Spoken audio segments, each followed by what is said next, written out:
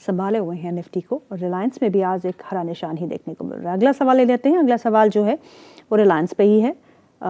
वो पूछते हैं, रिलायंस है उनके पास 1299 में खरीदे हैं और सुज़लॉन है 59 के, quantity 4216 stocks. Can I buy more at today's price? क्या वो आज के प्राइस पे दोनों ही स्टॉक्स को ऐड कर सकते हैं? देखिए, मुझे ऐसा लगता है कि फिलहाल थोड़ा सा वेट एंड वॉच करें, क्योंकि रिलायंस की स्टोरी जो है वो थोड़ी ओवर होती हुई नजर आ रही है और थोड़ा सा एक डिप्रेशन में दिख रहा है स्टॉक। पुल बैक आ सकता है लेकिन not at current market price. यहाँ पर अभी बाय के लिए बहुत अच्छा नहीं दिखाई दे रहा। ओके, सुज़लॉन? सुज़लॉन तो मैम 42 से पहले फिलहाल तो बाय नहीं करना बनता है। बाकी आप चाहे जितनी भी हम लोग बात कर लें, खरीदना है तो खरीद ही लेता है आदमी, सुनता तो है नहीं। ये सही कहा आपने। चलिए, अगला सवाल है अनुज कुमार का। कहते हैं, एशियन पेंट्स का बाइंग प्राइस है उनका 2300 फॉर लॉन्ग टर्म, और आज एशियन पेंट्स के नतीजे भी हैं, तो इस स्टॉक पे क्या करना चाहिए? लॉन्ग टर्म के इन्वेस्टर है पर फिर भी पूछ रहे हैं आपसे। 2300 पे उनकी बाइंग है। 2850 के लेवल आ जाएंगे सर, पैनिक कोई भी नहीं है।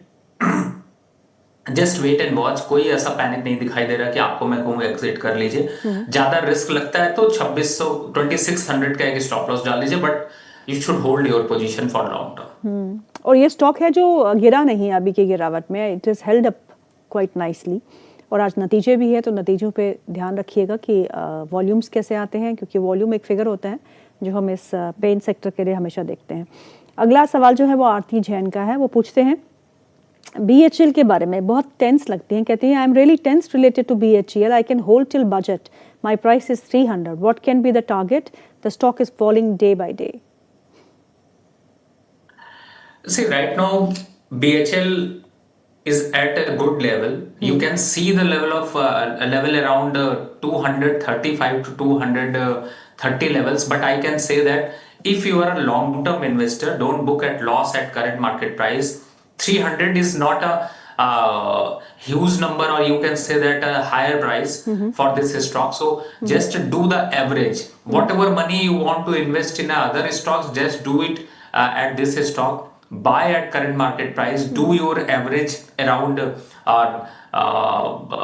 240 to 243 levels, जिससे कि आपका एवरेज प्राइस एक तो नीचे आ जाएगा, मैक्सिमम एवरेज प्राइस आपका आ जाएगा 265 टू 270, और 330 के लेवल्स आपको साल तक में देखने को मिलेंगे।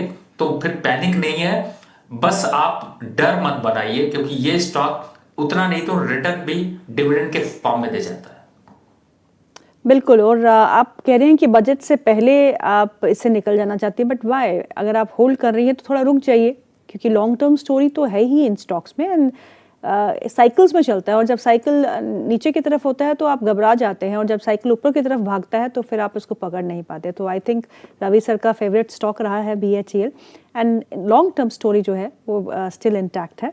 आप इस स्टॉक को बिल्कुल मैम, आपने सही कहा। देखिए, कभी भी जो इस तरीके के स्टॉक है, जैसे मैं एग्जांपल देता हूं मैम, टाटा पावर है, पावर ग्रिड है, PTC है, REC है, PFC है, और ये BHEL है, BEL है जो डिफेंस काउंटर से, ऐसे कुछ स्टॉक्स हैं जिनकी बास्केट में आप बाय करिए ना, तो कभी लॉस मत बुक करिए। मैं आपको ये एकदम साफ कह रहा हूं, लॉस मत बुक करिए। क्यों नहीं बुक करना है? क्योंकि ये आपको जितना डर दिखाते हैं और आप जितना इसमें अपना एक्सपोजर इंक्रीज करते हैं ग्रेजुअली, ये आपको वापस से प्रॉफिट की तरफ निकाल के ले जाते हैं। तो इनमें टाइम लग सकता है, लेकिन आप प्रॉफिट पे जरूर आते हैं। लेकिन होता क्या है कि धैर्य नहीं रहता, आप एग्जिट कर जाते हैं। आप जिसमें आप देखिए, जैसे इसमें मैंने बहुत बार इसके लेवल्स बताए हैं, BEL आपने अपनी स्क्रीन पर लगाया है, और मैंने ऑलवेज कहा है 380 is a best level, 400 is a good level. तो बेस्ट और गुड में बहुत बड़ा फर्क नहीं है, सिर्फ आपको 10% का फर्क आता है या 15-12% का फर्क आएगा। लेकिन आप लेके रखिए तो देखिए, ये स्टॉक उड़ते हुए जाता है, 427 430 मारता है, वापस से आ जाता है 405 के पास। अब इस जर्नी को अगर आप देखें तो कम से कम ये 10 बार पूरे साल में, 10 या 15 बार आपको ये पूरे साल में करता हुआ नजर आता है। और अगर वो कहते हैं ना, बूंद बूंद से सागर बनता है, तो अगर आप बूंद बूंद करेंगे तो घड़ा भर जाएगा। कैसे? 400 रुपए पे खरीदिए, 430 आता है, प्रॉफिट बुक कर दीजिए, पैसा उसका पड़ा रहने दीजिए, कुछ छेड़छाड़ मत करिए। 30 रुपए का मतलब है आपको 8% का रिटर्न मिल रहा है।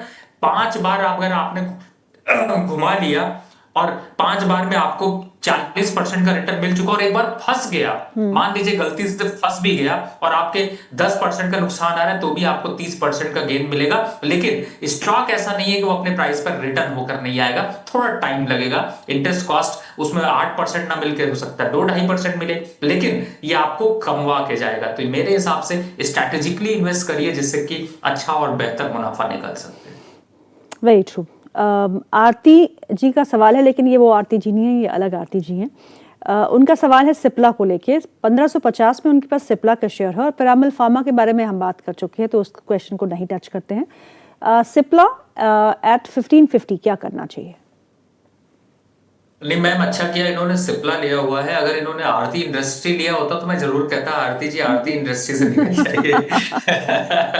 लेकिन फिलहाल अगर सिप्ला की बात करें तो मुझे ऐसा लगता है कि ये एक ऐसा काउंटर है जिसे आपको बिल्कुल बजट सेशन में रखना चाहिए। और इसकी जो अभी गिरावट रिसेंट डेज में आपने देखी थी कि 1500 से ये स्टॉक आई थिंक 6 जनवरी के आसपास 1500 के आसपास के लेवल थे, गिरते हुए 1300 आ गया।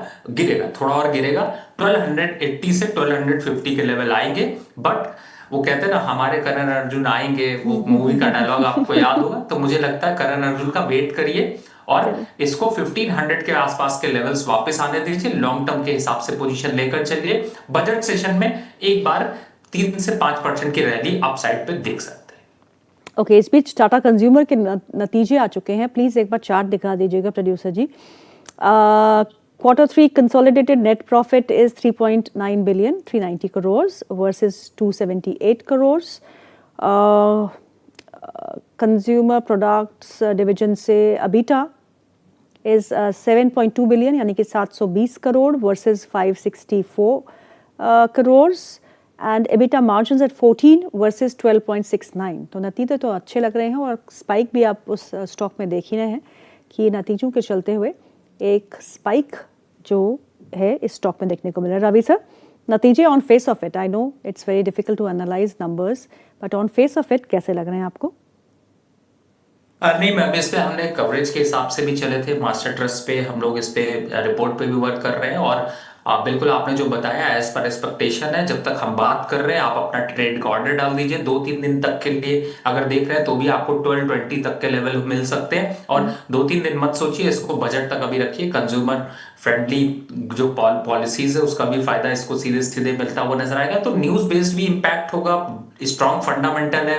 अगर आप कंज्यूमर की तरफ से शेयर बाय करने जाते हैं तो गिरते हुए मार्केट पे भी आपको सपोर्ट देता है, तो फिर पैनिक तो है ही नहीं है। रही बात है स्टॉप लॉस की, 1120-30 के स्टॉप लॉस से आपको यहाँ पर 150 to 200 रुपीज मिल सकते हो, तो जरूर लेना चाहिए। अभी के मोमेंटम में भी बाय करना चाहिए।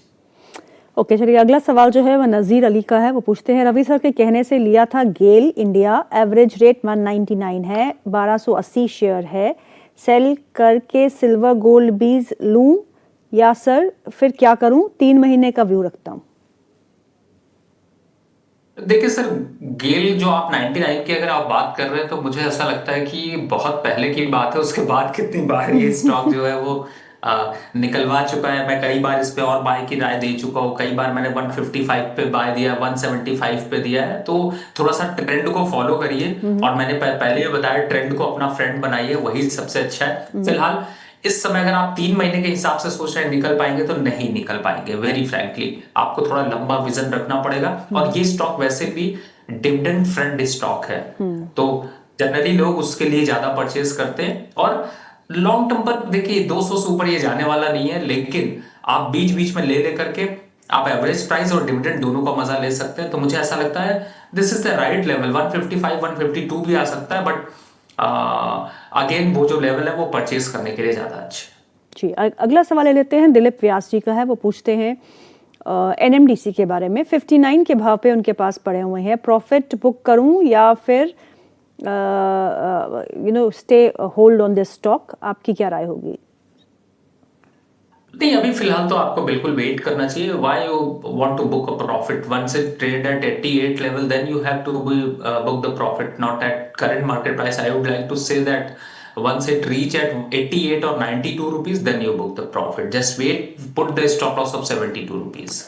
जी, प्रभाकर मिश्रा जी का सवाल नहीं, प्रभाकर मिश्रा नहीं, सुभाष चंद्रा जी का सवाल है। वो पूछते हैं आलोक इंडस्ट्रीज के बारे में। 26 के भाव पे उन्होंने 5000 शेयर लिए हैं, अभी बहुत लॉस में हूँ, मैं क्या करूँ? और आलोक इंडस्ट्रीज में आज कुछ हलचल देखने को मिल रही है because of the EU India trade deal, जहाँ पे जो टेक्सटाइल से जुड़ी कंपनियां हैं उनको कुछ बेनिफिट हो सकता है। उसमें एक कंपनी आलोक इंडस्ट्रीज भी है। रवि सर, इनको क्या करना चाहिए? 26 के भाव पे लिया है, आधा लगभग आधा हो गया है, क्या करना चाहिए?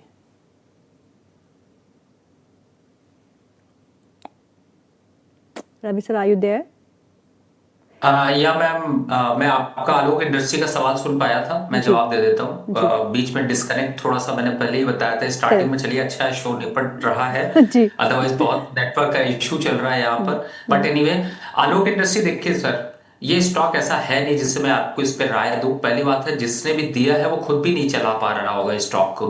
मतलब कि ना तो इसके कोई खास फंडामेंटल है, ना कुछ ऐसा दिखाई देता है। 15 रुपए के स्टॉक के आसपास चल रहा है। एक सजेशन मैंने रिसेंट डेज पे रिलीज किया था कि इसको या तो आप इससे बड़ी मुसीबत पे चले जाइए, लेकिन उस मुसीबत में थोड़ा रिवर्सल के चांसेस हैं, और वो रिवर्सल बीच बीच में मौका देता रहता है, जैसे हम वोडाफोन आइडिया कहते हैं। लेकिन ये सिर्फ एक दवा ऐसी है जो दुआ और दवा के साथ थोड़ा सा काम आएगी। मतलब एक जगह दर्द हो रहा है, दूसरी जगह भी होगा, लेकिन कम दर्द होगा, और वहां पर दर्द पे मलहम लगाने का काम भी सरकार बीच बीच में करती रहती है। तो मुझे लगता है वोडाफोन आइडिया की तरफ मूव कर जाइए, इस स्टॉक से यहाँ निकल जाइए।